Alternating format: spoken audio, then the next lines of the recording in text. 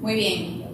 Bueno, ahora sí, creo que estamos todos listos y listas para comenzar la actividad que nos une en la tarde de hoy. Les saluda Hilda Teresa Ayala González. Yo soy archivera general de Puerto Rico y directora de la Biblioteca Nacional de Puerto Rico. Bienvenidos a la sede del Archivo General y la Biblioteca Nacional, el edificio Dr. Ricardo Alegría, adscritos ambos al Instituto de Cultura Puertorriqueña. En nombre del director ejecutivo, el profesor Carlos Ruiz Cortés, les agradecemos su comparecencia y a las personas que nos acompañan fielmente a través de nuestras redes para disfrutar de la actividad que tenemos en el día de hoy. Quisiera agradecer a los invitados que han colaborado para que esta actividad sea todo un éxito y nos acompañan desde la Universidad de Cádiz, profesores, tenemos autores y también tenemos varios presentadores a quien voy a mencionar, ¿verdad? Porque esta actividad es una mezcla de presencial y virtual. Tenemos con nosotros presentes aquí desde el Archivo General de Puerto Rico a Jorge Chinea y a Javier Suelpadillo. Virtualmente nos acompañan José Ramos, Juan Jesús Cantillo, José María Oliva, Jesús Navarro y José Espinosa. También como comentadores, y están aquí presentes, tenemos a Josué Camaño, a Rafael Cabrera y a Félix Huertas. Quisiera aprovechar la oportunidad para agradecer también y reconocer la presencia de algunas personas aquí en nuestra audiencia. Tenemos a José Rigao, quien fue el presidente de la Academia Puertorriqueña de la Historia.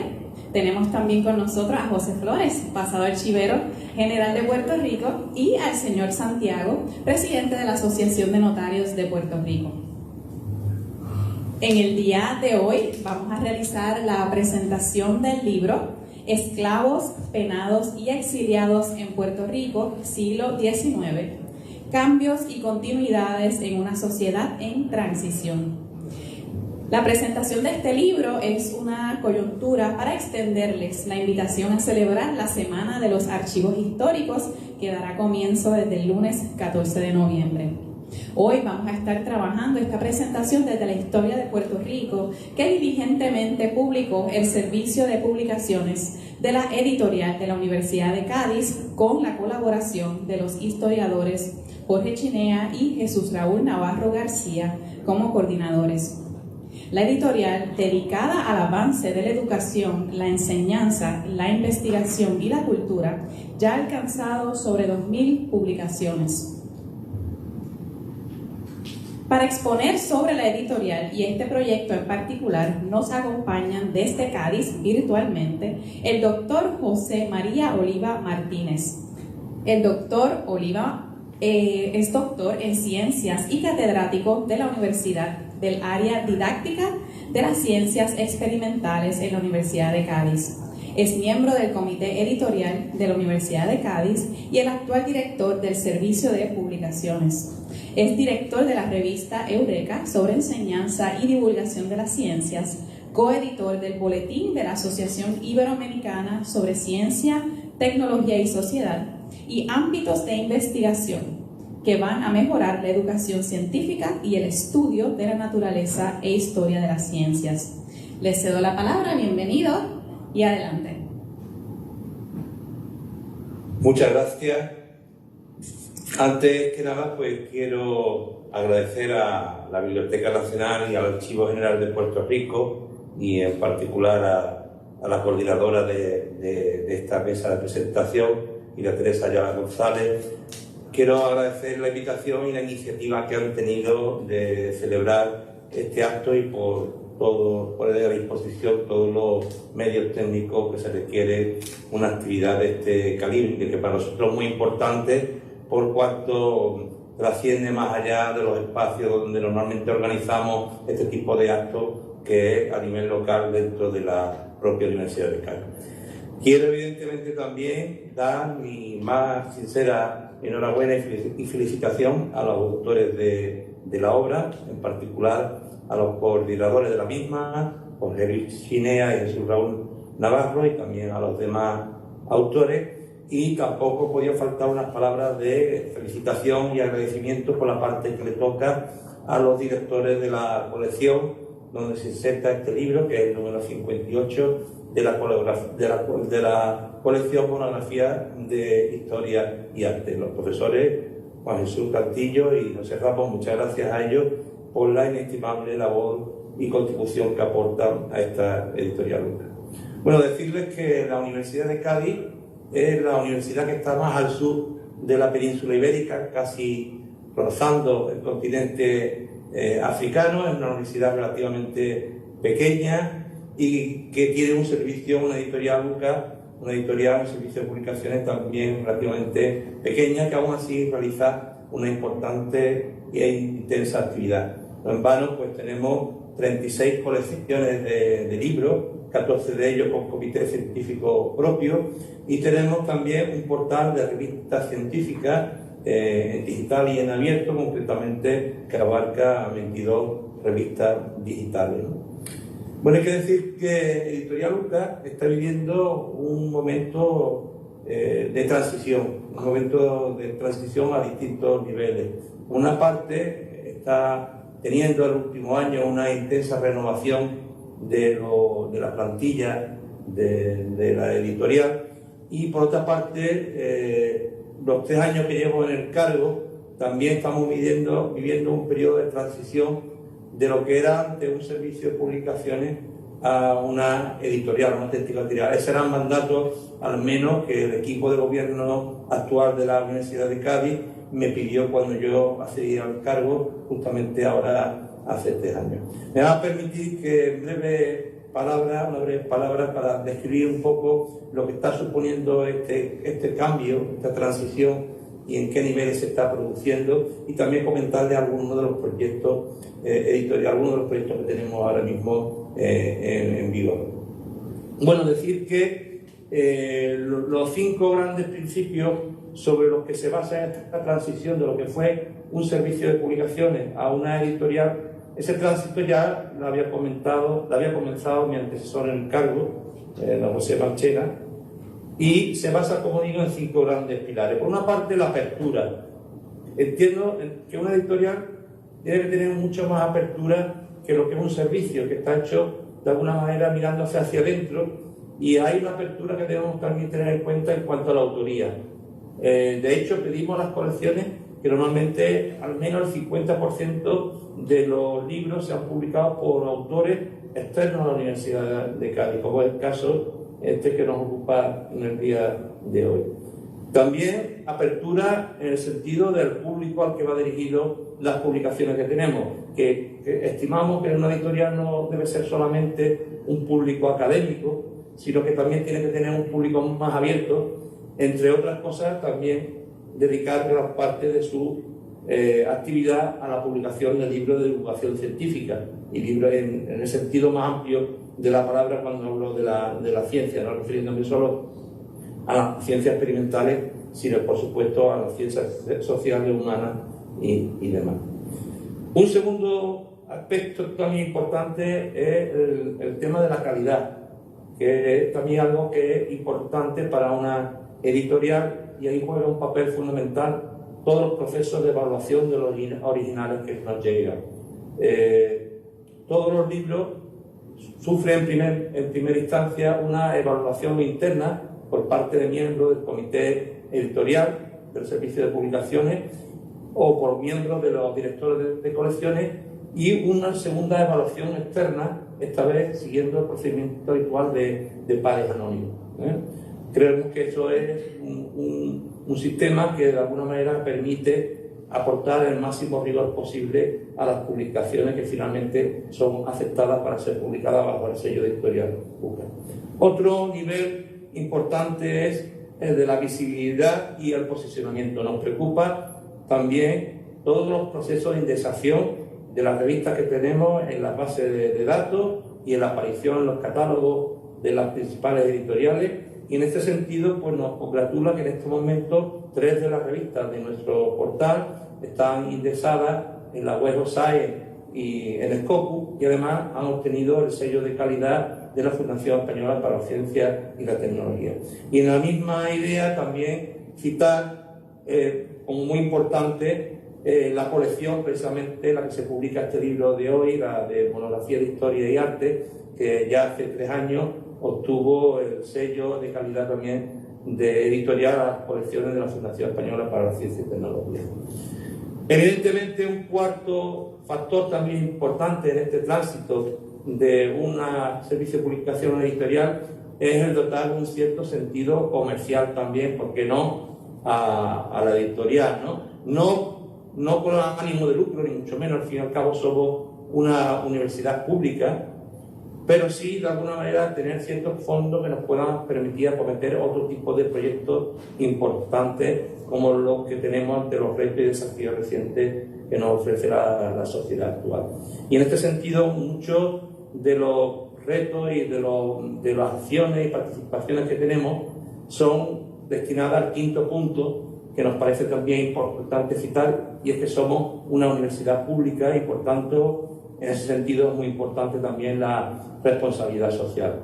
Responsabilidad social que intentamos plantear en forma de donaciones, fomento del acceso abierto, los catálogos de libros en abierto también, y el compromiso con distintos programas como el de Huellas Solidarias o también el compromiso ambiental. Simplemente para terminar, porque quiero que los protagonistas sean fundamentalmente los autores y los directores de colección, comentar brevemente algunos de los proyectos, de los muchos proyectos en los que estamos acometiendo en este momento. Uno de ellos es la digitalización de todos los fondos editoriales descatalogados y su colocación en abierto, dentro de lo que es acceso abierto, para acceso universal y gratuito para todas las personas que quieran consultarlo. También estamos en la implementación de una plataforma digital para el lanzamiento de productos editoriales sostenibles en formato electrónico, la creación de una tienda virtual para la venta online, que ya es una realidad hoy día. También un proyecto que tenemos ya iniciado, estamos en fase experimental, que es la incorporación de herramientas digitales para todo el proceso de edición y evaluación de las obras que nos llegan, concretamente con el software OMP. Como digo, estamos ahora en fase experimental introduciéndolo. Por supuesto, también el fomento de las publicaciones digitales en abierto. Todas nuestras revistas son digitales y en abierto, y también el fondo de obras descatalogadas, que como digo también se ha digitalizado. Y también queremos comentar el relanzamiento de las revistas científicas digitales a través del primer plan de reactivación de las revistas que tenemos. Estas son algunas de las primeras y más ambiciosas iniciativas que estamos desarrollando en estos 3 años de legislatura, y esperamos verdaderamente que este evento contribuya de alguna manera a catapultar esta transformación en el sentido de la visibilidad que puede dar a nivel internacional este acto. De modo que, por mi parte, nada más, simplemente de nuevo agradecer a la organización la celebración de este acto y dar mis felicitaciones a los autores. Muchas gracias.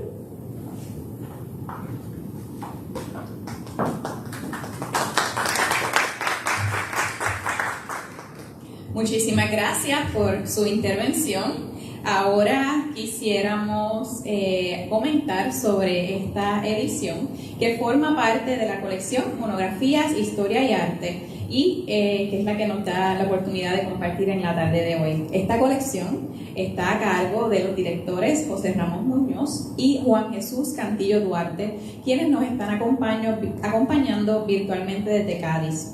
El doctor José Ramos Muñoz es arqueólogo y catedrático de Prehistoria de la Universidad de Cádiz, miembro del Instituto Arqueológico Alemán, del Instituto de Estudios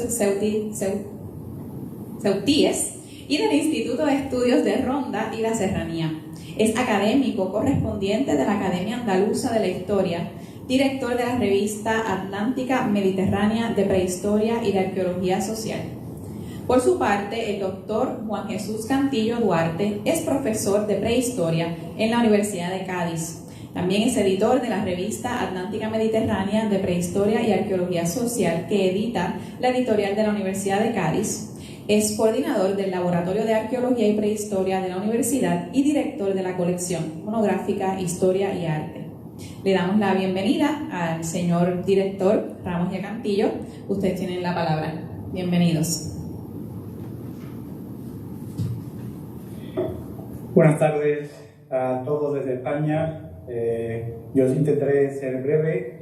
En primer lugar, como director de la colección monográfica Historia y Arte de la editorial UCA, darles a todos la bienvenida a este acto que nos reúne en la tarde de hoy para presentar el libro, como bien han tenido ya mis antecesores, es decir, esclavos, penados y exiliados en Puerto Rico, siglo XIX.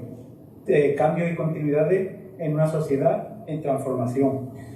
Ha sido un libro editado, en este caso coordinado por los autores Jorge Chinea y Jesús Raúl Navarro García, cuyas proyecciones académicas están altamente contrastadas, así como al resto de autores, José María Espinosa, Ivette Pérez y Yalisuet Padillo. Y es por ello, por lo que mis palabras serán básicamente de agradecimiento hacia todos ellos. Primero, por pensar en nuestra colección para enviar el manuscrito y, en segundo lugar, por la calidad del mismo. Como de alguna manera ha quedado reflejado en los informes, tanto el profesor José Ramos como yo mismo en calidad de directores de la colección, como los dos evaluadores externos, hemos realizado subrayando tanto la calidad formal del manuscrito como el contenido histórico de la obra. Este libro viene a aportar calidad a la colección. Como bien ha indicado José María Oliva, director de la editorial UCA, nuestra colección posee todos los marchamos de calidad, tanto de la Fundación Española para la Ciencia y la Tecnología, de la Agencia Nacional de Evaluación de la Calidad y la Acreditación, la ANECA, y el sello de la Unión de Editoriales Universitarias Españolas, la UNE. Este es un sello que le debemos, todos estos sellos se lo debemos básicamente al trabajo y al esfuerzo de todos los que hacen posible seguir la dinámica de publicar al menos 2 obras de referencia al año dentro de nuestra colección. Es un trabajo arduo, un trabajo complejo que requiere de mucho trabajo, tanto de la propia editorial como desde la dirección y de todos los que formamos parte de la colección. Y el libro, como bien ha indicado mi antecesor, José María Oliva, el libro que presentamos hoy es el número 58 dentro de nuestra colección. 58 desde que echábamos a andar en el año 2008. Y son ya 58 obras que abarcan temáticas muy diversas desde las diferentes áreas de la historia antigua, la historia medieval, la historia moderna, contemporánea, también la historia del arte, y cómo nos trae hoy aquí esta presentación, esta publicación también de historia de América. Yo no voy a entrar a valorar la obra, para eso contamos hoy con los verdaderos protagonistas, que serán quienes tomen la palabra a continuación detrás del profesor José Ramos y que serán quienes nos adentren en todas las vicisitudes y realidades que sufrió la isla en las relaciones con la metrópoli en un siglo tan convulso como fue el siglo XIX.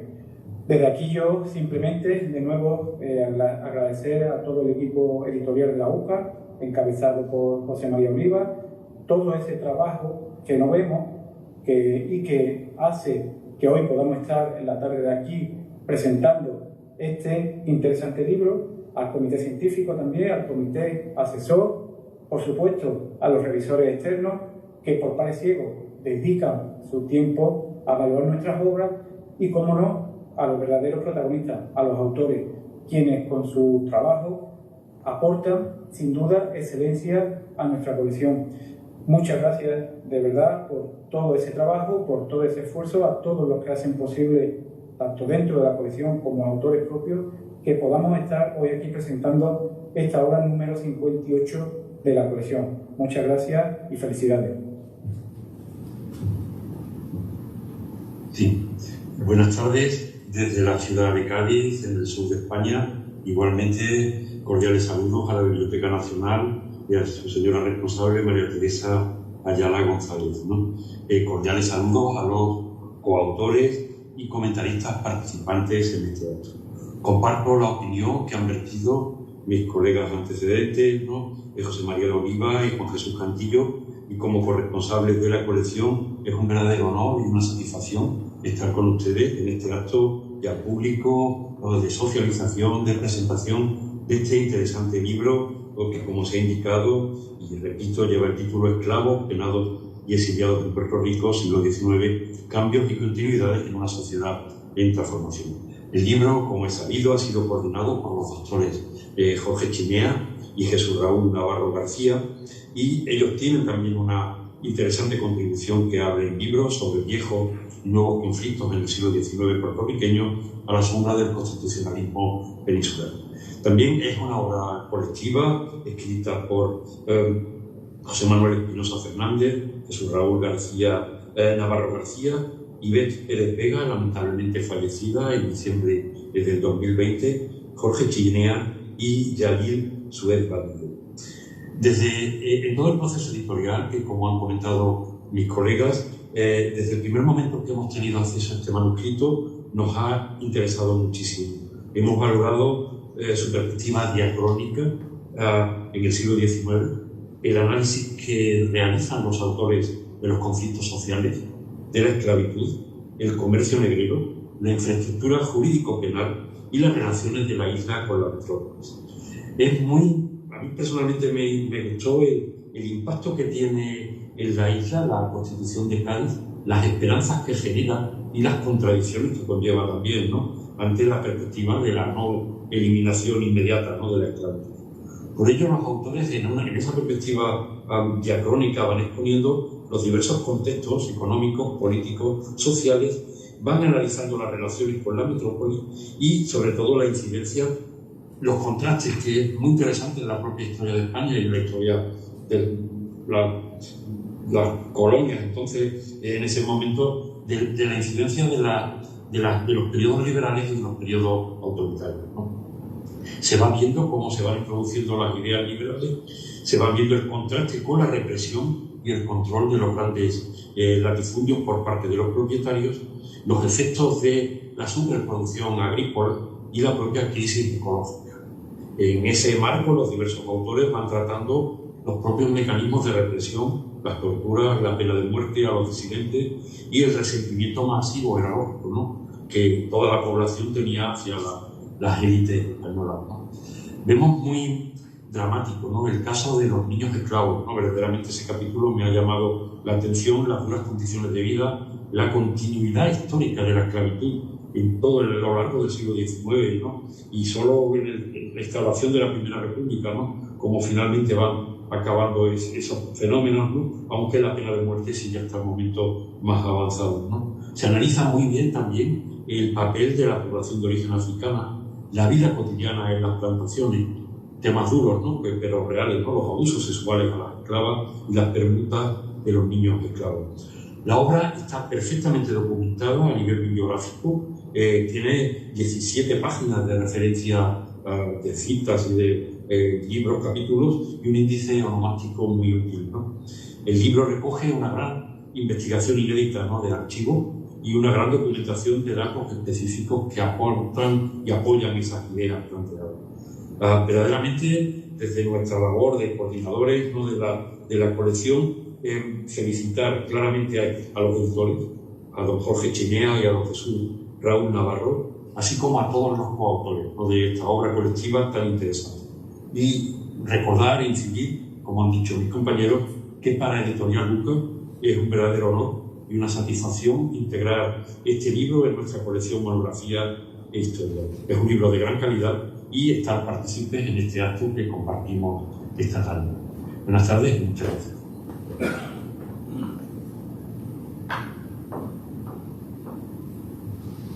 Agradecida por su intervención. Vamos a continuar ahora con la intervención de los comentaristas del libro, que lo traje aquí, ¿verdad? Si no lo habían visto. Quisiéramos dar la bienvenida a Rafael Cabrera, Félix Huerta y Josué Camaño Dones. Vamos a comenzar con el doctor Rafael Cabrera, quien es catedrático de Historia en la Universidad Interamericana de Puerto Rico, en la que ha ocupado posiciones de decano académico y vicepresidente asociado de Asuntos Académicos. Ha ofrecido por invitación diversos seminarios y conferencias en Colombia, Cuba, España, Francia, Italia, México y Portugal. Actúa como director científico permanente de la Comunidad Internacional de Cultura Visual con sede en la Universidad Autónoma de Madrid. Es académico de número en la Academia Puertorriqueña de la Historia. Queremos darle la bienvenida al doctor Cabrera, a quien le cedo la palabra.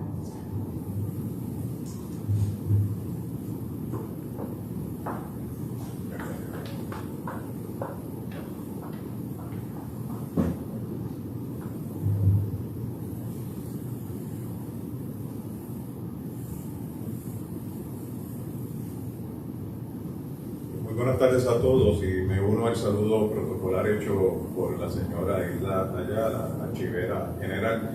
Y en primer lugar, pues doy las gracias por esta invitación hecha por los organizadores de este evento a fin de presentar este libro que ya se ha mencionado su título. Yo simplemente lo resumo como Esclavos penados y exiliados en Puerto Rico, siglo XIX. Y especialmente pues, a uno de sus coordinadores, el querido amigo Jesús Raúl Navarro García, quien se encuentra a la distancia virtualmente, pero que unido precisamente por la virtualidad, pues puedo saludarlo junto a otro extrañable colega, el doctor José Manuel Espinosa Fernández, y también ya en el plano presencial aquí al doctor Chinea, que también pues agradezco la invitación.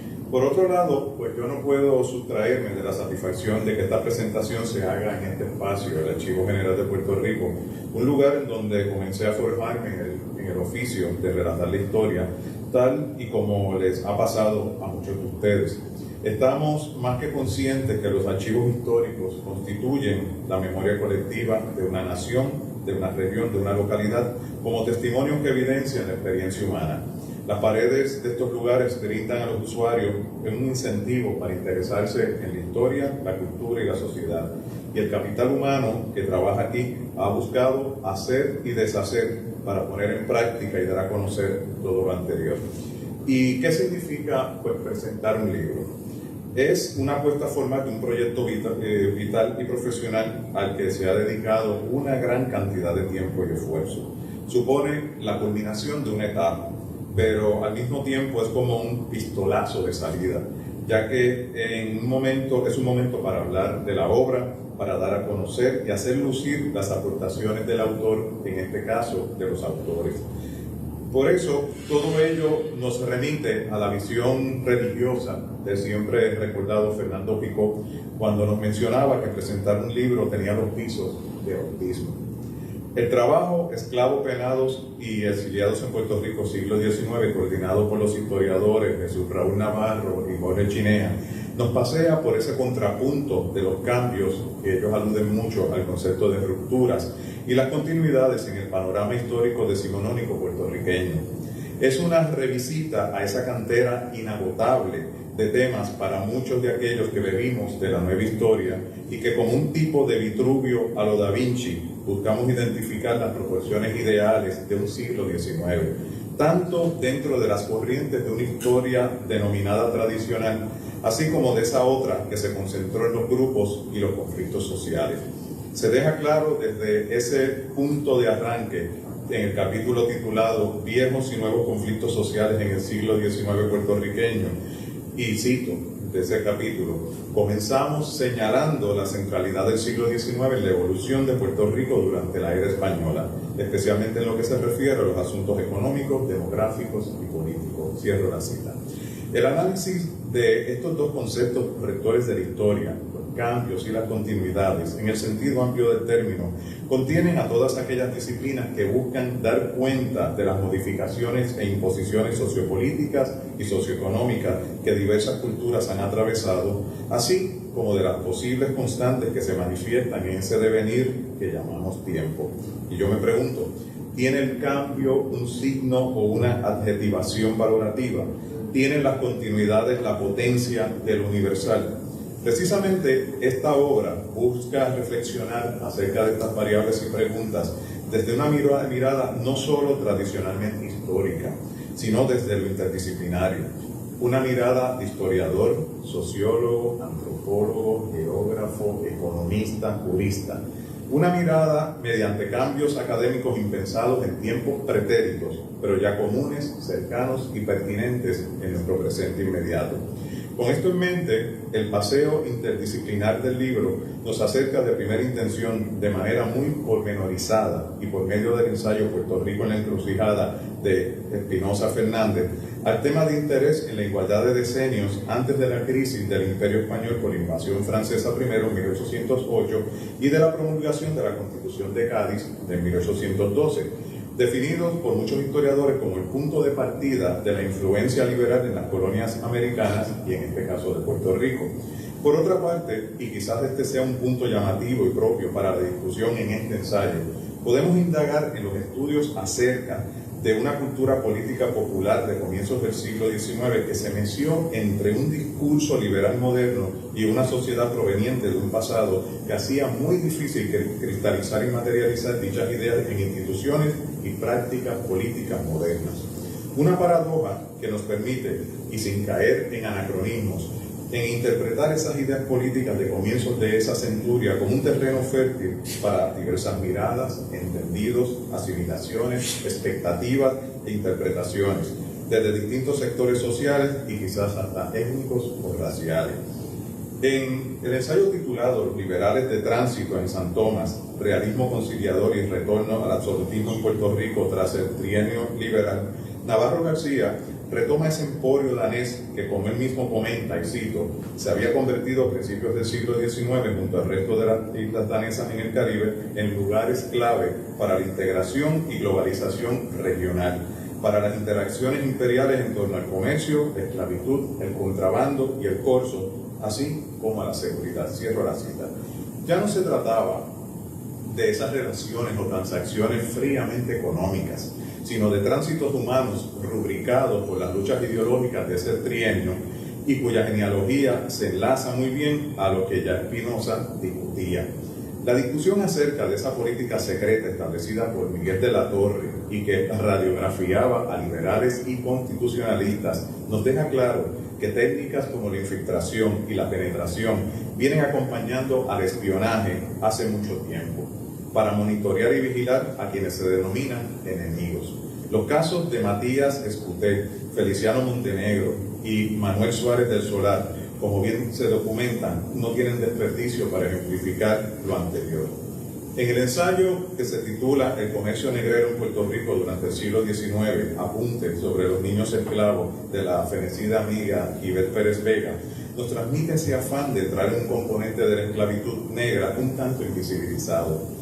Mucha de la producción historiográfica relacionada se ha ocupado de las subidas de los esclavos negros, sus estrategias de resistencia, las capacidades de negociación que desarrollaron, el uso del pánico como un arma política de las poblaciones blancas o libres, pero aquí nos internamos en las miserias asociadas al tráfico de la niñez esclava.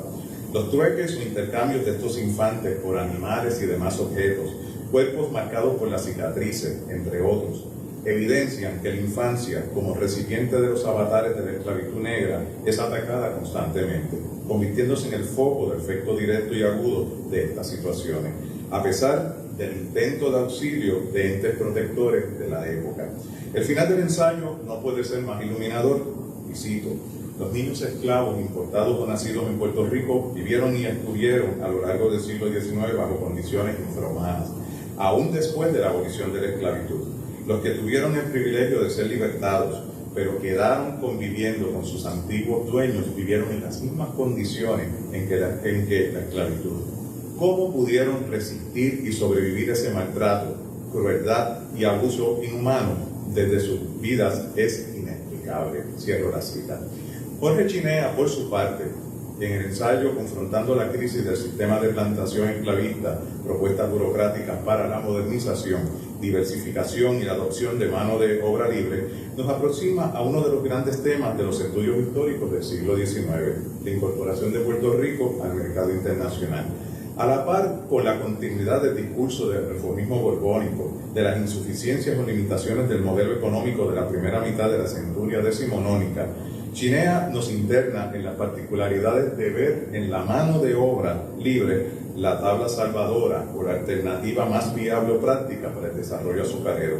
fuese por medio de los brazos de criollos libres o por la llegada de inmigrantes, como se postula en la página 149 del libro, cuando nos habla de esa hacienda modelo o de esa agricultura ilustrada, conceptos que, aunque no son materia del escrito de Chinea, complementan a perfección las demandas de agrodiversificación de un Fernando López Tuero, luego a fines del siglo XIX. Finalmente, Ari Suez Vadillo, en la infraestructura jurídico-penal del siglo XIX, nos deja ver las no pocas experiencias punitivas en esa centuria. Como bien señala y cito, el siglo XIX fue la época de numerosas instancias punitivas, donde dos grupos sobresalen como víctimas: los esclavos, cuyo aumento significativo coincidía con el auge azucarero y comercial de la isla, y curiosamente los militares españoles, cuyas inquietudes, suscitadas tanto por los cambios políticos en la metrópoli como por las condiciones salariales y de empleo, se temían que pusieran en peligro la estabilidad de las fuerzas castrenses. Cierro la cita.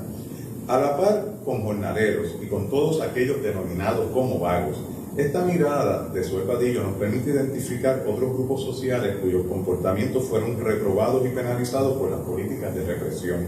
Por otro lado, la sugerencia de esa geografía urbana endeble y difusa, vis a vis lo que quedaba fuera de ello, el campo como zona escurridiza, hace ver que las fronteras entre el urbano y lo rural son membranas muy permeables y fluctuantes para un aparato de control de gobierno cada vez con menos agarre y más rechazado por las masas. Por eso, el tránsito del 98, de 1898, como atestigua el propio Suez Vadillo, fue para muchos de los oprimidos el escenario para una venganza y un odio popular hacia todo aquello que encarnaba España.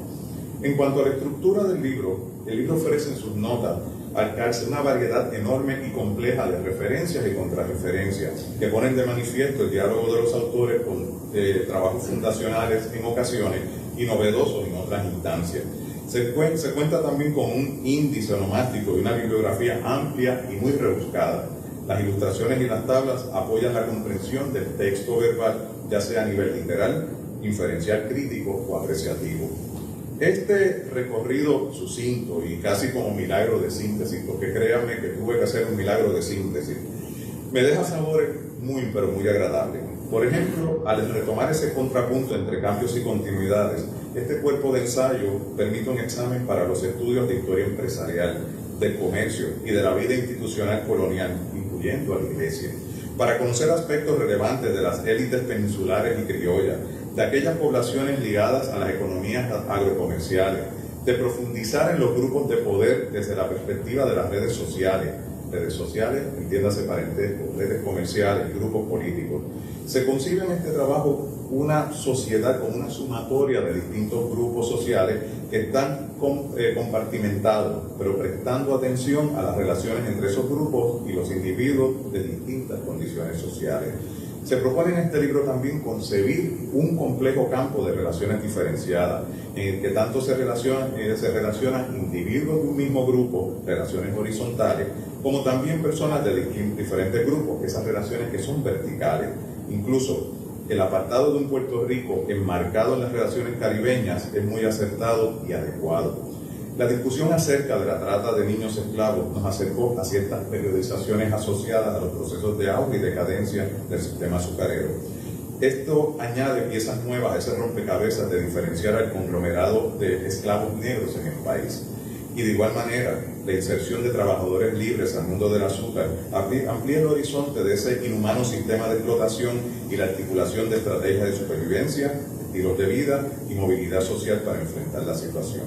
La victimización de los soldados pone la tilde o ese acento en un acercamiento a las implicaciones sociales y políticas del fuero militar otorgado a los milicianos y en las actitudes desafiantes de estos al quedar por fuera de la jurisdicción de la justicia ordinaria, generando conflictos entre esta justicia y la alta oficialidad del ejército. A esto sumo está el tema de la imagen y las representaciones. Muchos informes parecían ser sensacionalistas y no demostraban la realidad. Entonces, la idea de instituciones españolas fuertes como continuidad podría verse en sí misma como una ruptura. Por ello, este trabajo nos invita también a abordar fuentes diferentes a las relacionadas con el poder y las autoridades coloniales. Por ejemplo, el proceso de secularización y las relaciones entre el poder civil y el poder eclesiástico en el siglo XIX, el papel de las figuras eclesiásticas, el poder e influencia de la prensa eclesiástica y las particularidades de temas religiosos en conflictos políticos locales son algunos de los tantos temas que se pueden investigar y que este libro invita a eso. Es una de las cuentas por saldar de la historiografía de la historia cultural puertorriqueña y el Caribe hispano. A su vez, al analizar la vida interna de las milicias, podríamos aproximarnos con más detalle al rol de aquellos criollos no blancos y su relación con sus mecanismos y herramientas de resistencia, legales o ilegales, para determinar sus actitudes frente a las élites, el poder ordinario y la jerarquía, permitiéndoles así articular experiencias ante la discriminación social que en otros escenarios de la vida social podrían manifestar de forma aislada o colectiva, pero que no podían ensamblar a través de acciones colectivas como era lo militar. Revisitar o dar un reconocimiento o registro complementario a temas relacionados con las mujeres, la familia, los distintos discursos modernizadores, las epidemias, las respuestas a eventos naturales extremos, la delincuencia juvenil, las prostitutas, la masonería, los artesanos y los trabajadores urbanos quedan junto a otros asuntos de interés como invitaciones abiertas para seguir conversando acerca de los cambios o rupturas y las continuidades, o de esas otras formas de comenzar a romper la continuidad de los poderes culturales coloniales de España y Puerto Rico. Entiendo que es inevitable tender puentes entre el presente y el pasado, y que es ineludible que en contextos sociales y políticos como los que se viven en la actualidad, el estudio del pasado tenga implicaciones en el presente. De esta manera es imprescindible establecer relaciones entre nuestra historia regional y la nacional. Es positivo ver las particularidades de la región, sus diferencias con el resto del país, pero también se impone la tarea de que el conocimiento histórico resalte los procesos de integración de Puerto Rico al Caribe, como se destaca en este trabajo. Como bien pues lo anuncian los autores, pero especialmente Navarro García, Espinosa y Chinea. Sin negar los alcances del conocimiento histórico, a veces es necesario avanzar en algunas direcciones, a veces en muchas direcciones, a pesar de que se puedan herir susceptibilidades a ciertos tipos de militancias raciales, regionalistas o culturalistas. Solo me resta, pues, felicitar a los coordinadores de este proyecto, de este esfuerzo, el que estoy seguro abrirá nuevas posibilidades de estudio. Agradezco la confianza para comentar los ensayos, y las posibilidades son ideas de cambio, intrínsecas en la historia misma, pues en ella, como en toda sociedad, todo cambia permanentemente y nada permanece inmutable. Esa es la continuidad de los cambios, a pesar de que muchas acciones humanas no puedan parecer inalterables o inalteradas. Muchas gracias.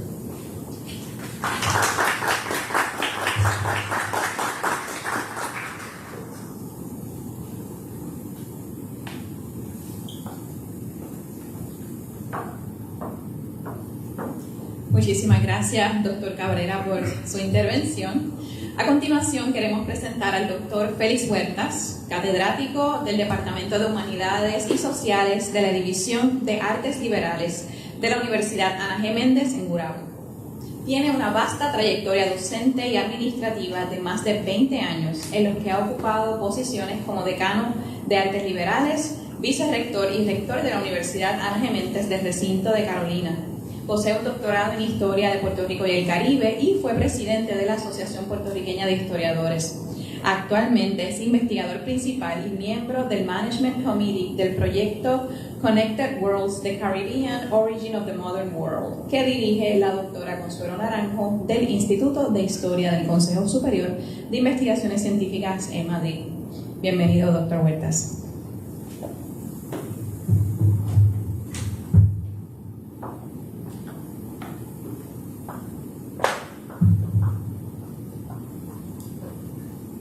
Buenas tardes a todos y a todas. Me uno al saludo protocolar, especial a nuestra directora del Archivo General de Puerto Rico. Antes que todo, quiero agradecer a los colegas Jorge Chinea y Jesús Raúl Navarro, coordinadores del texto Esclavos Penados y Esclavitud en Puerto Rico en el siglo XIX, cambios y continuidades en una sociedad en transformación, por la invitación para participar junto a otros distinguidos colegas en la presentación de este extraordinario texto. Se me ha solicitado que haga unos breves comentarios sobre el texto, aproximándome a su aportación desde el punto de vista social y económico. Sin embargo, me he tomado el atrevimiento de abordarlo desde una perspectiva mucho más amplia e interdisciplinaria, como acaba de decir el compañero colega Cabrera. Esta decisión arbitraria de mi parte se debe principalmente a varios factores importantes que entiendo lo convierten en un texto de gran valor. Destaco el cuidado obvio en su presentación gráfica y estética, su carácter como fruto de una ardua y minuciosa investigación, así como el rigor en la articulación de los planteamientos que se generan a lo largo de todo el libro, características que lo hacen merecedor de nuestro análisis. El libro que nos ocupa hoy inicia con un gran acierto, al ser dedicado a la memoria de 4 grandes investigadores e investigadoras, como lo fueron Fernando Picó, Ángel López Canto, Ivette Pérez Vega y Jerry Carlos Altieri. Con cada uno de ellos y ellas tuve la oportunidad de compartir ciertos proyectos cuando presidí la Asociación Puertorriqueña de Historiadores.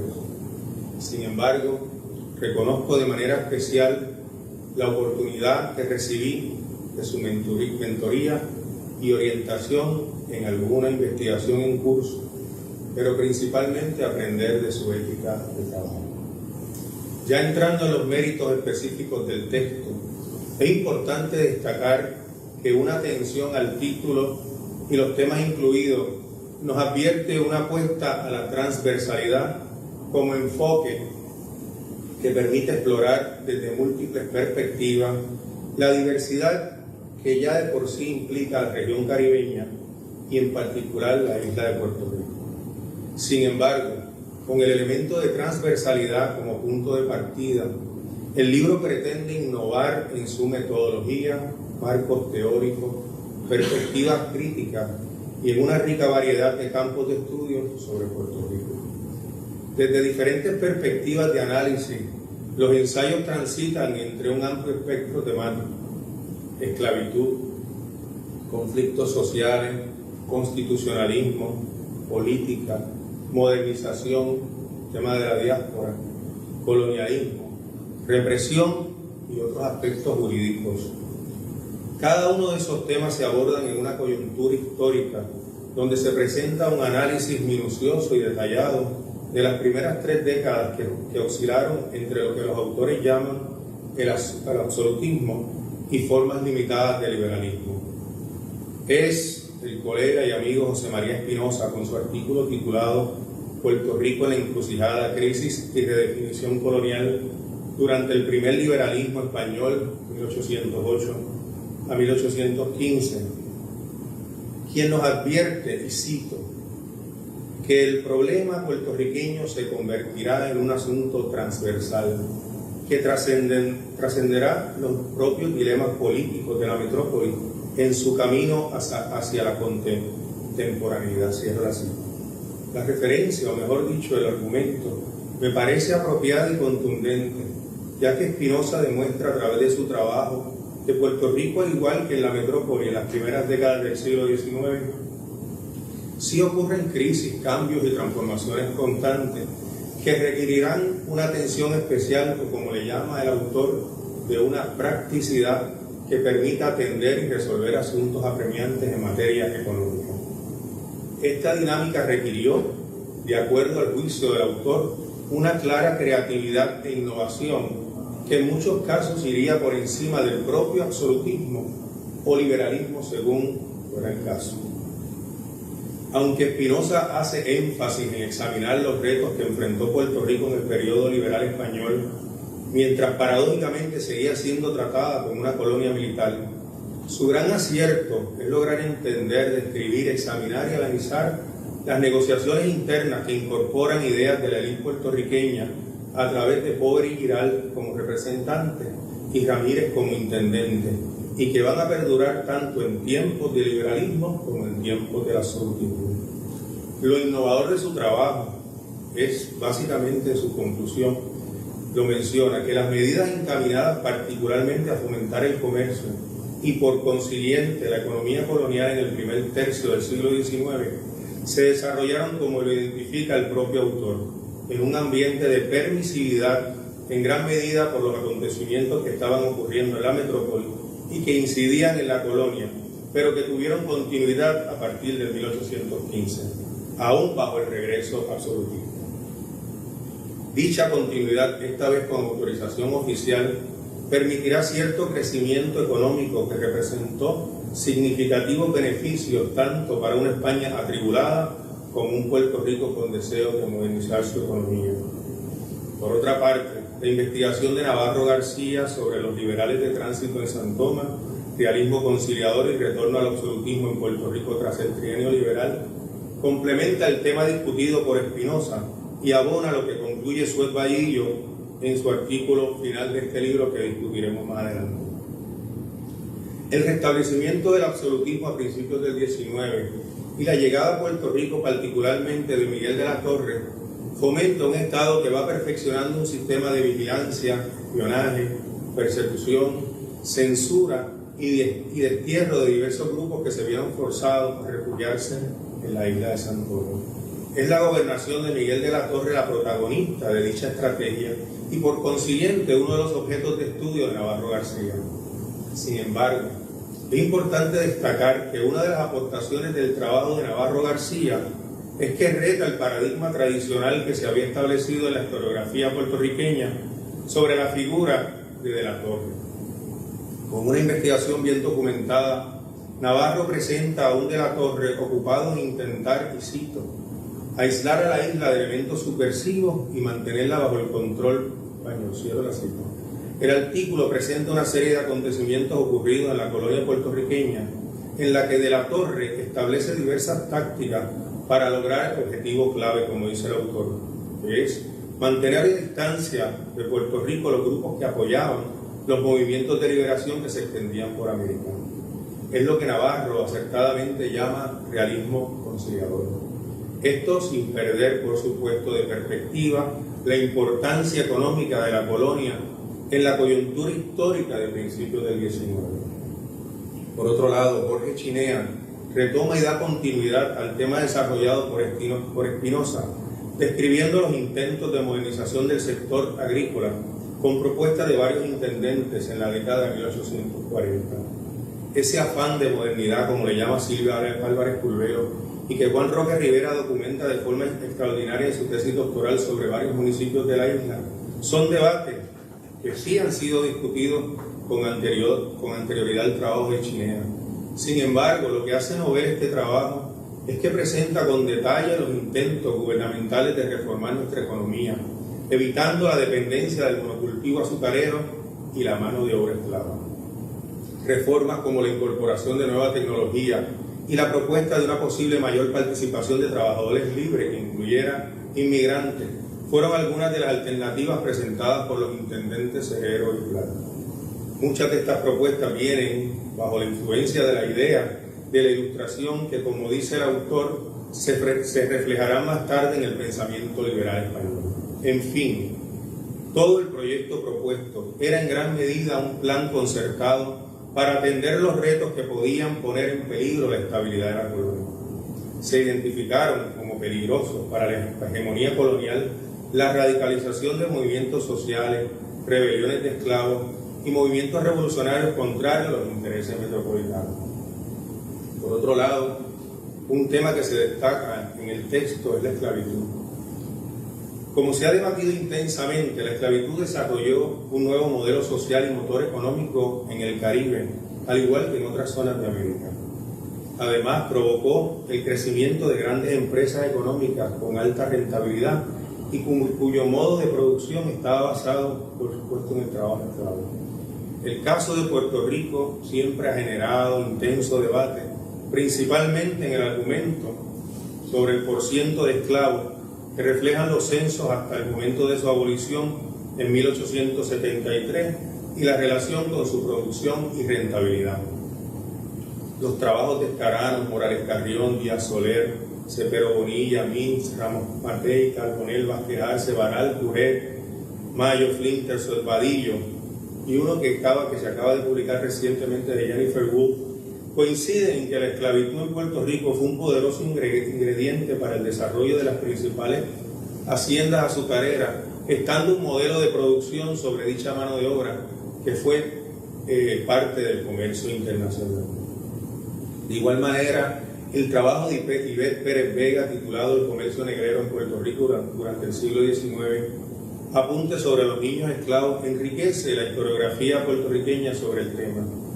Pérez Vega sostiene su obra con una amplia evidencia documental que comprueba cómo la esclavitud en la isla fue un poderoso instrumento de dominación y explotación económica, principalmente por los sectores de gran influencia política en la administración colonial y de grandes recursos económicos.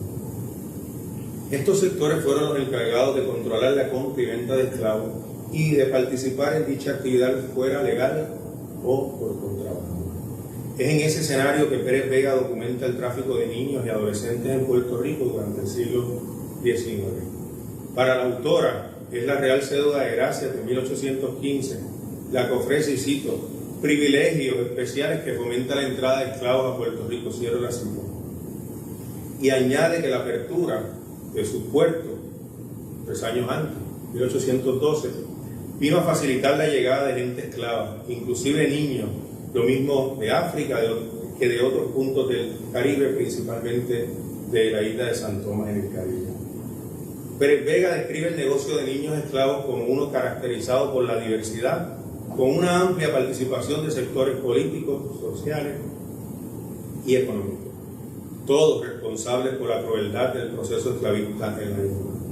La autora destaca en su descripción temas de gran interés para entender la dinámica de la esclavitud vinculados a la experiencia vivida en la isla.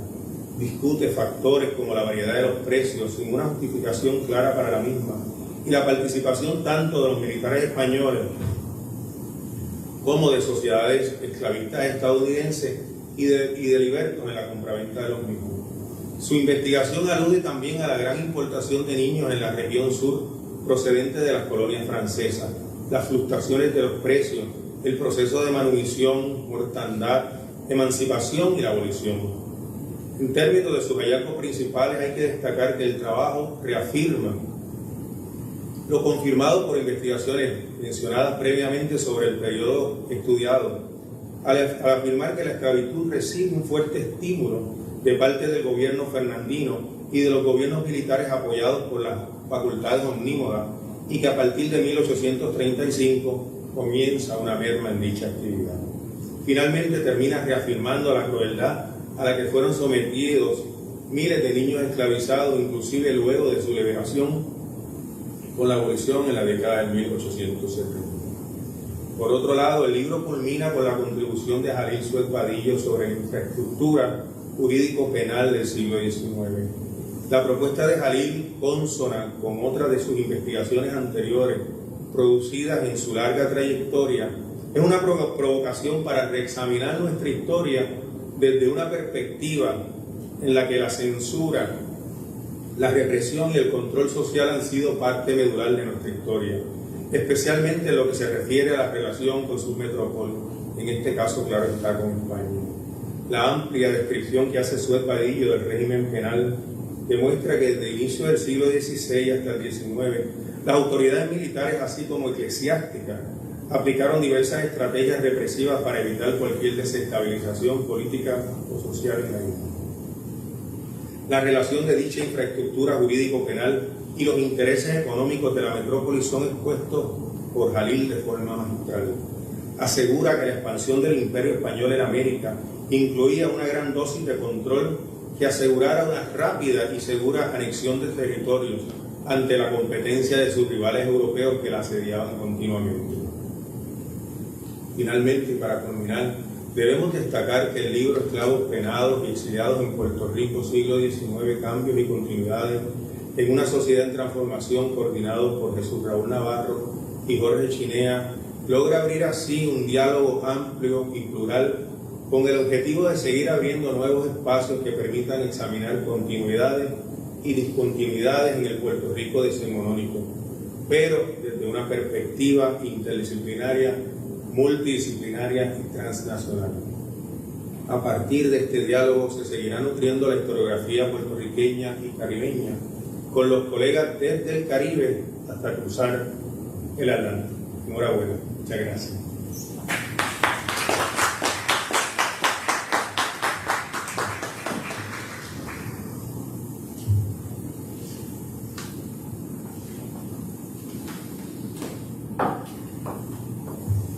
Muchísimas gracias, doctor Huertas.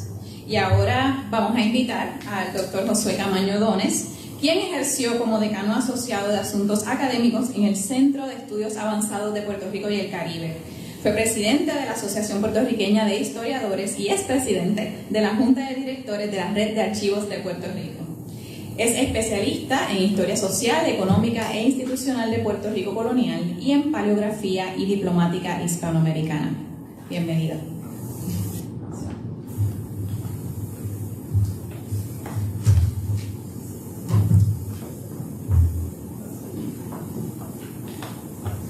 Muy buenas tardes a todas y a todos. Me uno a los saludos protocolares y en especial agradezco a la compañera profesora Isla Ayala por haber acogido aquí en el Archivo General Biblioteca Nacional de Puerto Rico esta fabulosa actividad. Buenas tardes a los compañeros que nos saludan desde España, bienvenidos sean virtualmente al evento. Se me ha solicitado que, el compañero Chinea, me solicitó que hiciera unos breves comentarios en torno a la esclavitud en Puerto Rico.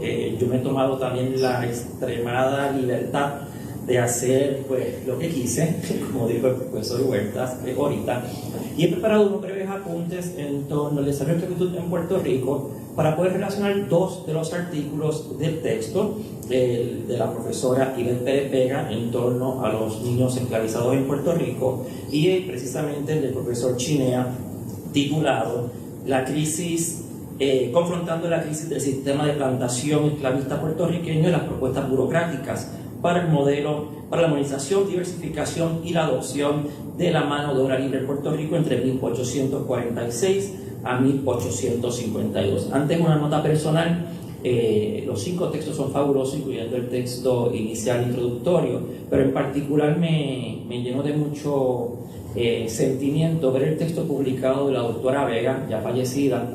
Ella era colega de mi oficina, compartíamos puerta con puerta, fallecía ya hace 2 años, y siempre recuerdo con mucho cariño como en los últimos 10-15 años estuvo preparando un texto, un libro sobre la esclavitud de los niños en Puerto Rico. Lamentablemente nunca pudo sacar el texto, pero tenemos el trabajo post-mortem en un bello artículo sobre los niños esclavizados en Puerto Rico. Sugiero que lo lean porque es sencillamente emotivo el texto. Cuando los sueños de riqueza dorada de los primeros colonizadores de la isla de Puerto Rico se desvanecieron, los intereses económicos españoles experimentaron una importante transformación. Hacia 1540, la industria azucarera sustituyó a la minería como la fuente económica principal de la colonia. Crecieron entonces las esperanzas de enriquecimiento rápido de los colonizadores. Desde la fundación del primer ingenio azucarero en Aguada hacia 1522, hasta la abolición de la esclavitud en 1873, el trabajo de las haciendas y estancias azucareras siempre estuvo vinculado a la esclavitud africana. La creación de nuevos ingenios llevó consigo una y otra vez la compra de esclavos y esclavas africanos o de sus descendientes americanos. Para ello se valieron del traslado coercitivo de miles de africanos llamados bozales de la parte occidental de África, que procedían principalmente del vasto territorio que cruza el río Congo, que con desembocadura en el Océano Atlántico. En la América española y portuguesa, azúcar y esclavitud fueron sinónimos. Sin embargo, la industria azucarera experimentó un desarrollo sumamente lento a lo largo de los siglos XVI al XVIII. La médula de la economía fue la producción de frutos de subsistencia producto del trabajo libre o familiar, no del trabajo esclavo. Algunos campesinos suplementaban dichos recursos con el cultivo de frutos de contrabando, tales como el añil, el tabaco, el algodón, el cacao y especialmente el jengibre. Diferente a la industria azucarera, el cultivo de estos frutos no requería grandes sumas de capital inicial, ni grandes extensiones de terrenos desmontados, ni maquinarias extranjeras, ni barcos de gran calado capaces de viajar hasta Europa, ni por supuesto esclavos. A finales del siglo XVIII, la economía azucarera de la isla sufrió un cambio radical por diversos factores económicos, políticos, demográficos, termina evolucionando hacia el sistema de plantación, del ingenio hacia la plantación propia ya del siglo XIX. El número de esclavos, a modo de ejemplo, creció a un ritmo más acelerado que en años anteriores, duplicándose entre 1779 y 1802. Por ejemplo, de 8.153 esclavos aumentaron a 24.591 y a lo largo de la primera mitad del siglo XIX ese número continuó subiendo hasta llegar a los 51.265 en 1846, lo que representó el 11% de la población frente a la cifra de habitantes libres que alcanzaban los 443.000 personas. En otras palabras, que sobre el 11% de la población recayó el trabajo de la industria más importante de la isla. El aumento de los esclavos y esclavas y el auge azucarero se debió a diversas razones. Entre estas, a los efectos de revolución de los esclavos en Saint-Domingue, Haití, entre los años 1789 y 1804, que paralizó la producción azucarera allí y creó una escasez de azúcar en el mercado mundial y una subida en el alza de los precios del azúcar. Esto aceleró el ritmo de crecimiento que las haciendas azucareras de Puerto Rico venían experimentando desde finales del siglo XVIII. Para 1840 había en Puerto Rico aproximadamente poco más de 700 haciendas de azúcar.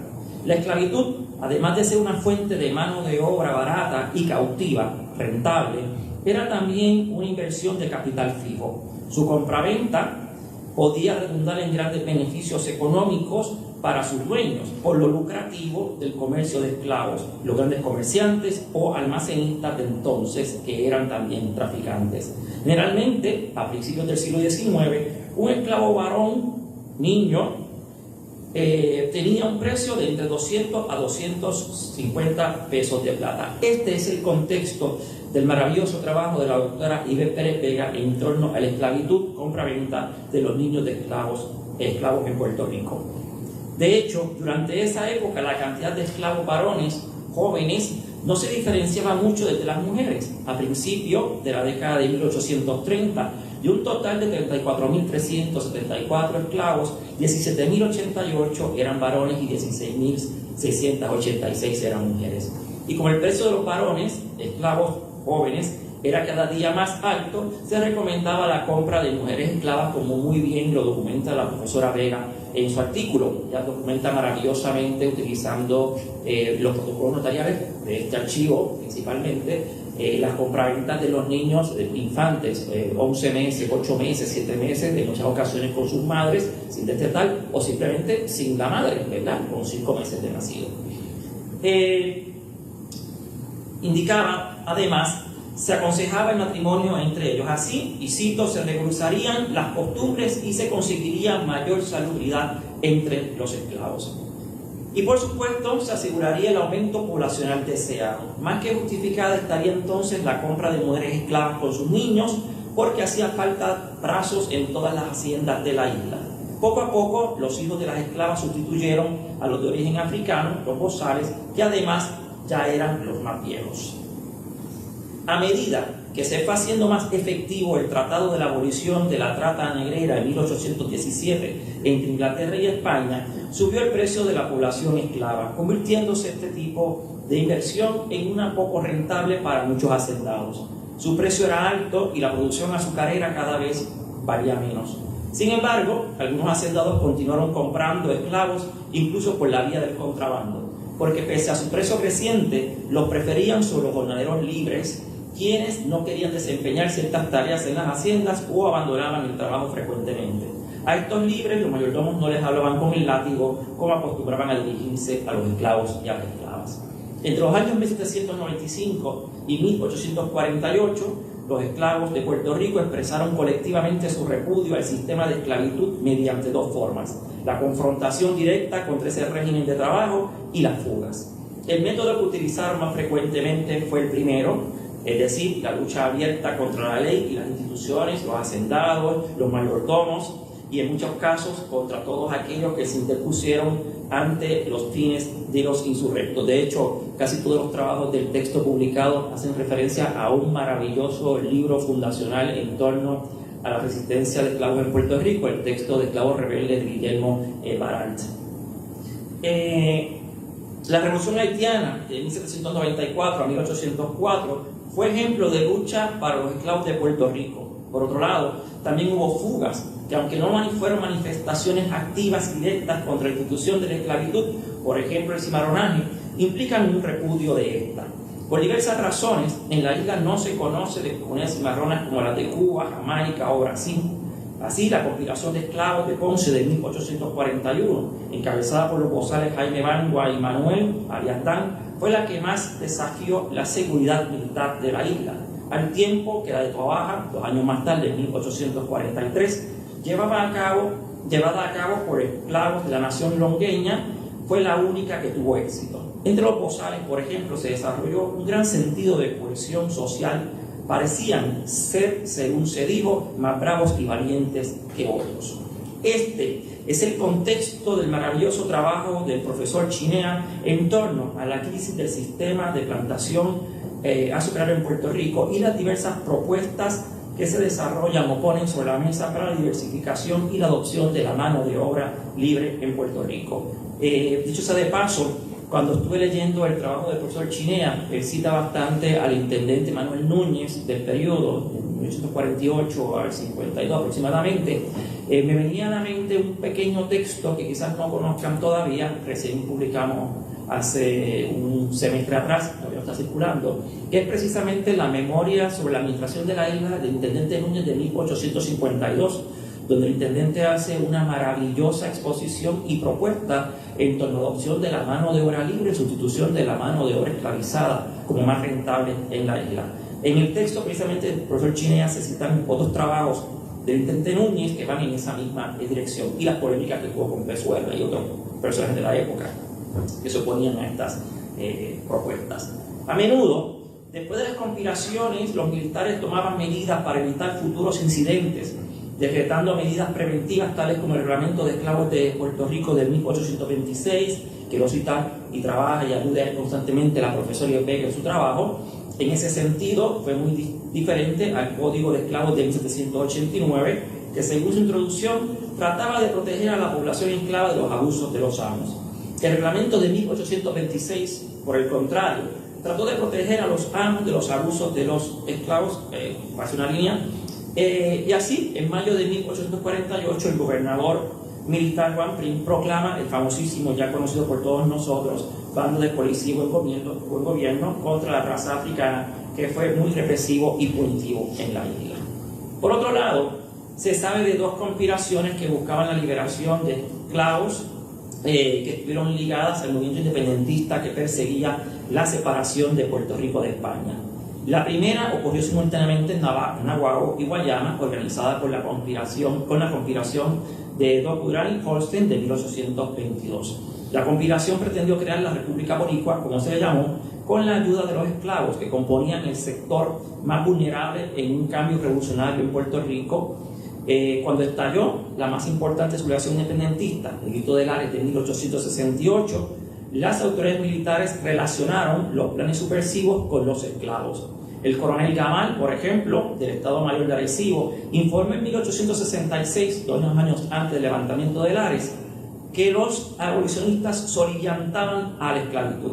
Gamal sospechaba que de llevarse a cabo una tentativa separatista, esta comenzaría en lugares próximos a partidos con grandes poblaciones de esclavos. En 1867, por ejemplo, el líder independentista Betance, Ramón Eleuterio, proclamó en sus 10 mandamientos de hombres libres, la abolición inmediata de la esclavitud, que por cierto fue el primero.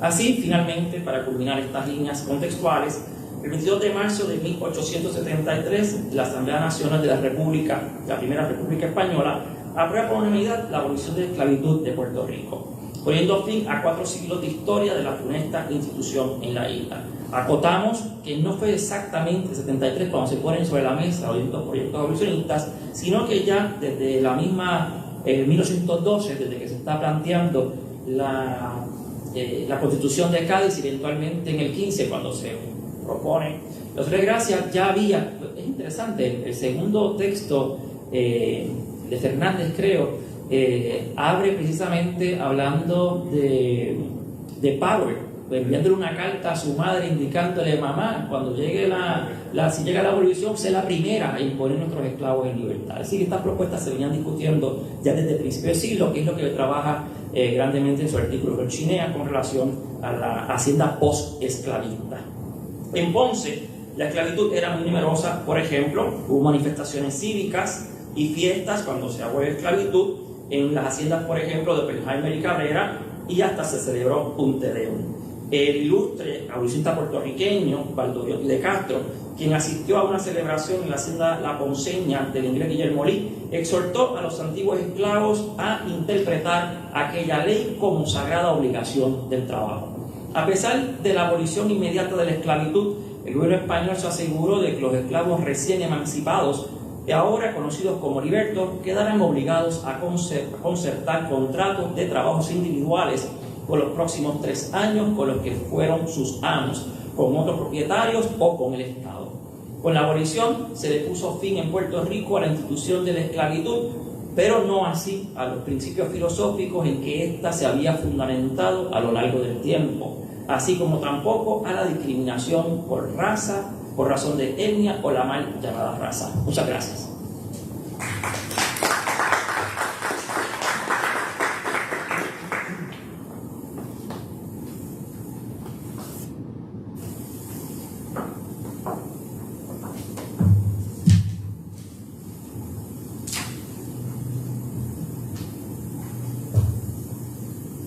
Muchísimas gracias.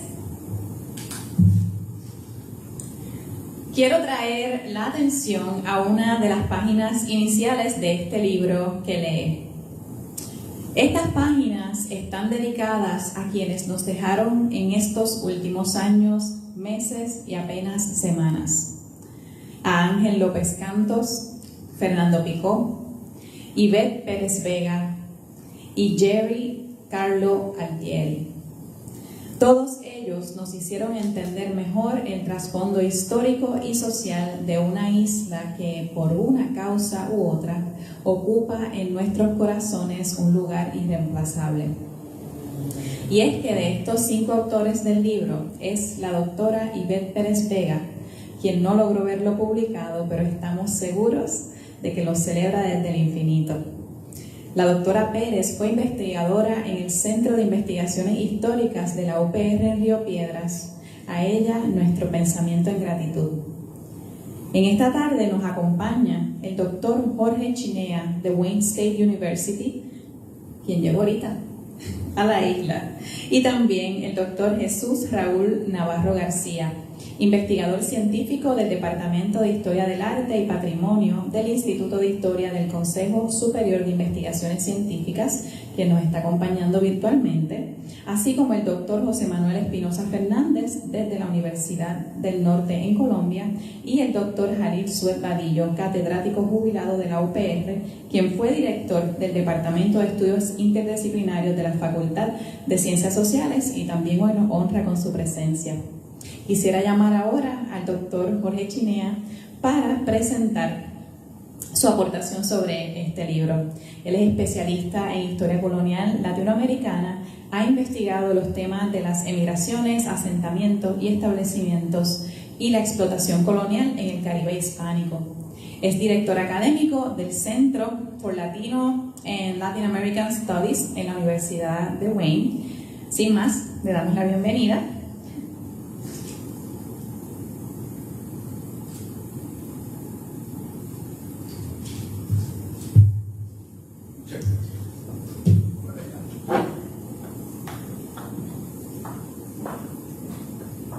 Muy buenas tardes a todos y todas. Raúl Navarro García y José Manuel Espinosa me pidieron que no les llamara para que comentaran sobre el libro, para que no se extendiera la conversación demasiado larga. Entonces yo me voy a limitar a hacer unos comentarios breves de la importancia del libro, la colaboración que tomó lugar para que se publicara esta obra.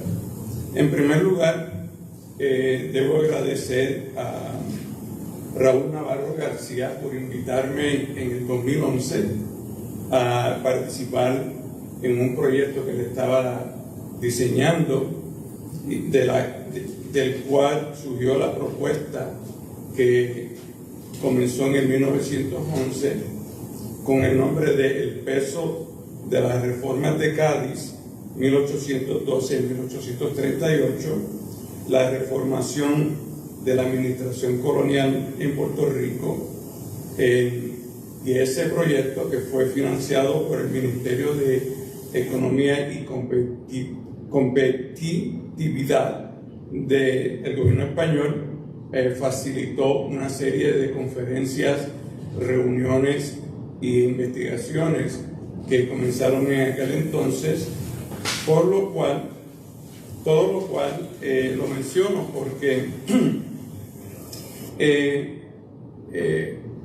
nos da una buena idea de que las ideas que surgen para este libro comienzan por lo menos 10 años atrás, en aquel entonces, y durante ese periodo de gestación tuvimos muchas conversaciones entre Raúl Navarro, José Manuel Espinosa, este servidor y una persona más que no está aquí, José Buscalia Salgado, que también participó en aquellas conversaciones.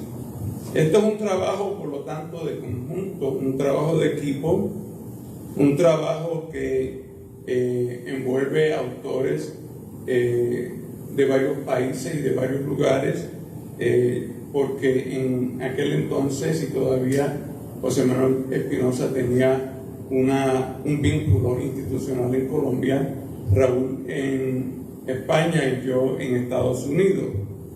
Por lo tanto, para mí fue como un experimento transatlántico el poder compartir con estos colegas. Ese es el primer punto. El segundo punto es que el libro no es muy grande, no es un libro de 300, 400, 500 páginas. Nosotros hicimos la decisión bien temprano de limitar el contenido del libro con tal de crear oportunidades para ampliar la coherencia del libro, o sea, que hubiera una relación orgánica entre los varios temas que se discuten en el libro, tal y como ya los comentaristas han mencionado. Y eso fue lo que nos hizo limitar el contenido del libro. Quiero agradecer y queremos agradecer la colaboración con la Universidad de Cádiz, porque por un lado es una institución muy conocida, de una gran reputación, y por el otro lado esta es la ciudad de Cádiz, claro, que fue donde nació la Constitución de 1812, la PEPA, y es algo que quisimos resaltar en el 2011 y hemos intentado incluir en los diferentes textos el impacto que tuvo esa Constitución, las medidas y la reacción, la recepción de esa Constitución en Puerto Rico y de los cambios que se dieron en Puerto Rico en los primeros 50 años del siglo XIX. Así que queremos agradecer esa colaboración. Es un libro de 6 capítulos, 220 páginas aproximadamente, que abarcan unos temas que, como ya se han mencionado aquí, incluye temas políticos, económicos, fiscales, laborales, en términos de la esclavitud y el trabajo de los jornaleros, los agregados. Incluye también el tema de los preadultos, que es un tema que no se ha estudiado mucho en Puerto Rico.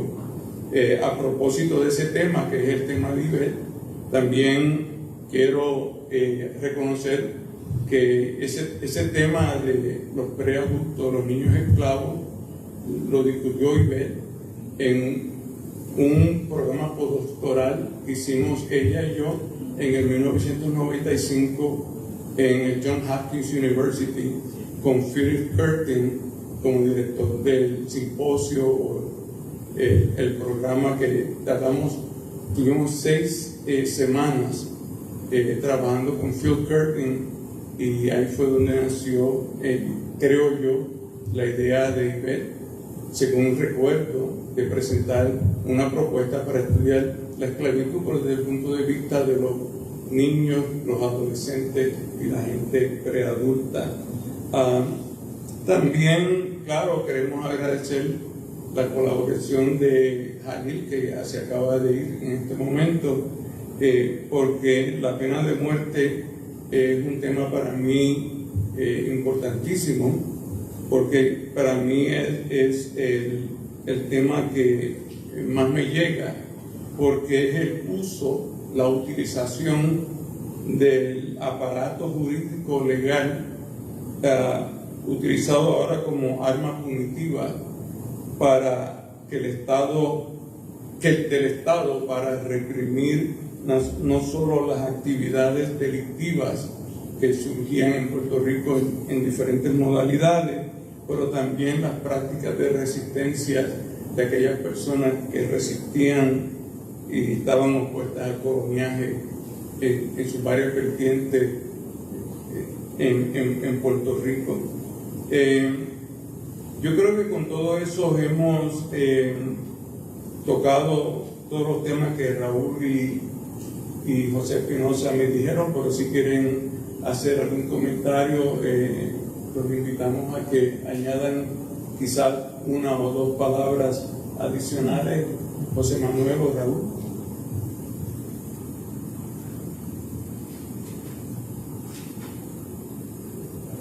¿Están por ahí? ¿Pueden llegar desde allá?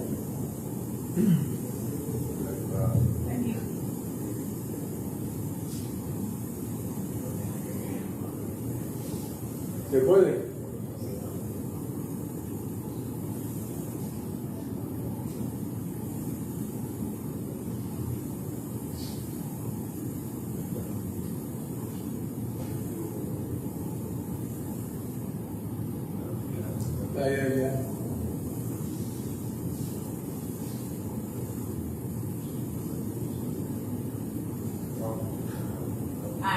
Ahí. Hola, buenas tardes a todos. Sí.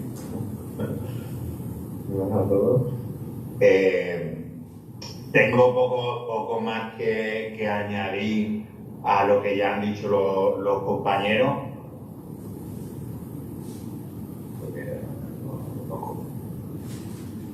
Darle las gracias a los relatores, al personal de la GPR, a los colegas de la Universidad de Cádiz y de la editorial.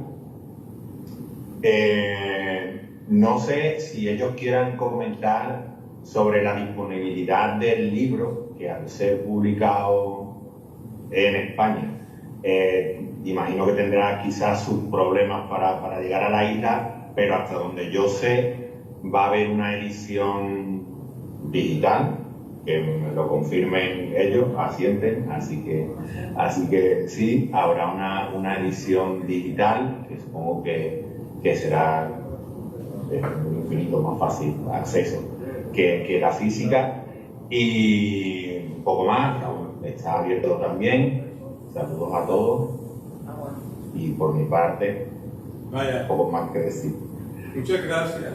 Raúl.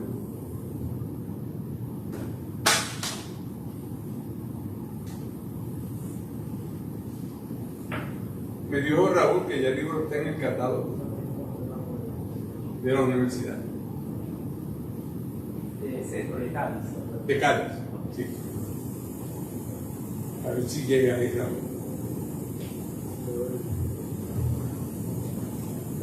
No se escucha.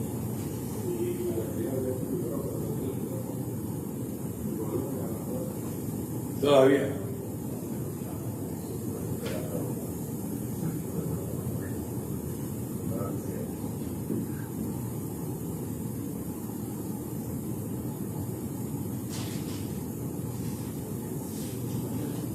Mientras llega Raúl, nos decía José Manuel que hay que agradecer a todas las personas que colaboraron, a Anita, Teresa Ayala González y también a Pedro por haber colaborado para la comenzar este evento. Muchas gracias. Yo conozco a Pedro de años, ya cuando estaba en Sevilla, muchos años atrás. Pero me salgo acá para que a ver si podemos venir a la reunión.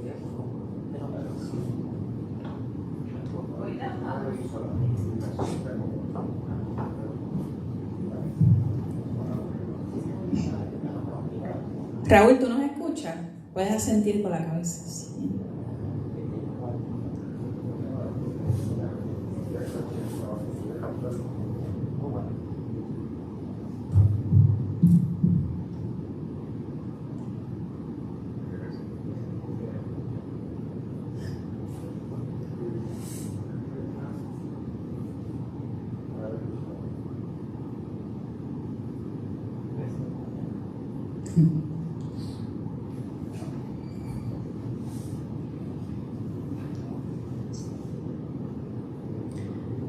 Para corroborar que el problema no es técnico de nuestra parte, José, ¿puedes decir hola? ¿O alguno de los otros ponentes puede decir hola? Sí, hola. Ok. Gracias. Si queréis, aprovecho también para aclarar lo que ha comentado antes José María. Decir que, bueno, efectivamente hay una publicación en digital y por otra parte también tenemos la propia editorial, tenemos nuestra oficina de venta directa, nuestra tienda editorial, a través del cual se puede también adquirir los libros. Así que invito a cualquiera que esté interesado también a visitar la tienda editorial, que está en la propia página de la editorial. Muchísimas gracias por este detalle. Seguimos sin escuchar a Jesús. Para aquellas personas interesadas, el libro también va a estar disponible en la Biblioteca Nacional, así que pueden venir a leerlo aquí, en el segundo piso. Vamos a ver si ponemos en el teléfono. Ok. ¿Lo puedo traer acá también? Sí. ¿Le puedes escribir diciéndole que le estoy llamando? Jan, ¿puedes decirle que Pedro está llamándolo? A ver si lo podemos poner por el teléfono.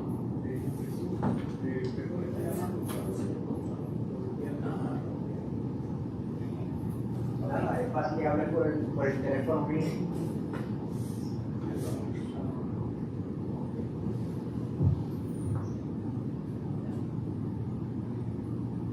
Pon el sticker.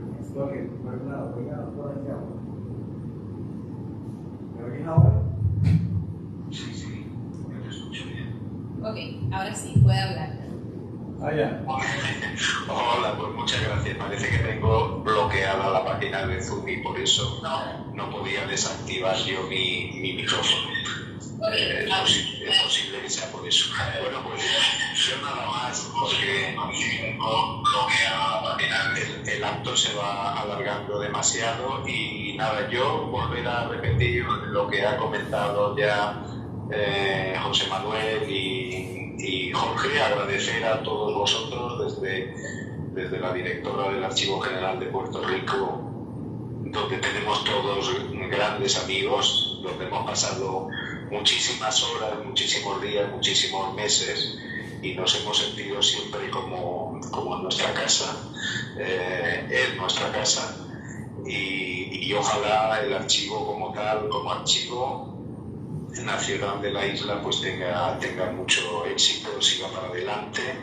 Yo sé que hay mucho por hacer y que hay muchas ganas por seguir trabajando ahí, y gracias al archivo, a sus documentos, hemos podido construir, elaborar este libro, que con toda la humildad pues esperamos que sea leído en la isla, porque en fin, algún relator ha comentado que pretende no dar grandes respuestas, pero sí incentivar a los estudiantes para que trasladen sus intereses a la isla. Así que nada, muchas gracias a todos, a la Universidad de Cádiz por sus facilidades, a la labor editora, a la imprenta, que también ha hecho una gran labor, y sobre todo pues un abrazo que no podemos daros físicamente a los amigos del Archivo General, ¿no? A archiveros, a directores, exdirectores y el resto de personal que también ha hecho posible este acto. Así que nada, un fuerte abrazo para todos desde aquí. Muchísimas gracias, Jesús. Déjame, Pedro. Bueno, no sé si alguna persona tiene una pregunta o algún comentario para algunos de los ponentes o participantes que están aquí, lo mismo de las personas que nos están acompañando a través de las redes sociales. Si tienen alguna pregunta o comentario, la pueden colocar por el chat. Yo por mi parte quisiera agradecer inmensamente al archivero Pedro Roy y a Leida Santiago, nuestra especialista en asuntos culturales, por coordinar toda esta actividad, y también agradecer a parte del equipo técnico que nos ayudó con esta transmisión. Tenemos a Pablo Crespo, que está aquí sentado con la cámara, y a Giancarlo Hurtado, nuestro oficial de tecnología, que está manejando el Zoom. Gracias a todos los que se conectaron virtualmente. Sabemos que todavía nos queda mucho por aprender, así que aquí a las órdenes en el Archivo General de Puerto Rico. ¿Hay alguna pregunta, algún comentario que quisieran hacer?